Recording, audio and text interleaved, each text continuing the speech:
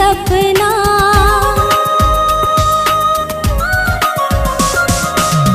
तही मोर जिंदगी के सतरंगी सपना, तोर संग जीना है तोर संग मरना।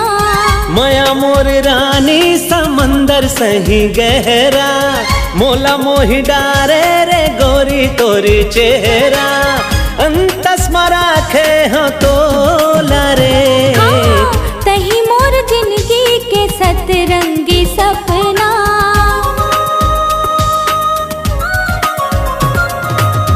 तही मोर जिंदगी के सतरंगी सपना, तोर संग जीना है तोर संग मरना।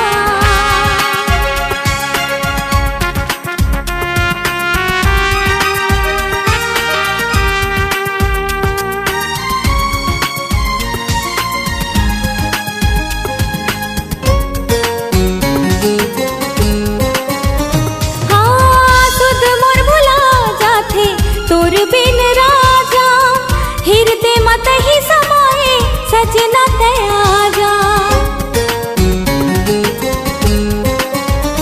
हाँ सुध मोर भुला जाथे तोर बिन राजा, हिरदे मत ही समाए सजना ते आजा।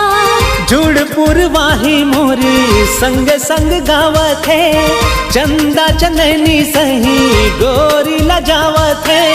गुन गुन तराना सजाना है, तही मोर जिंदगी के सतरंगी सपना।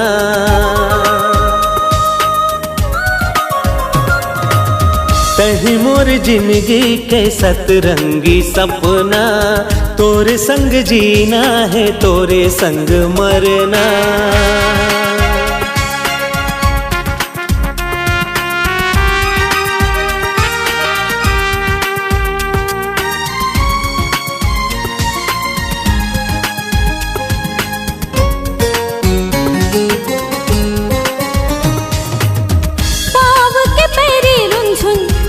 गीत गावत है मोर दीवाना राजा, नशा तोर छावत है।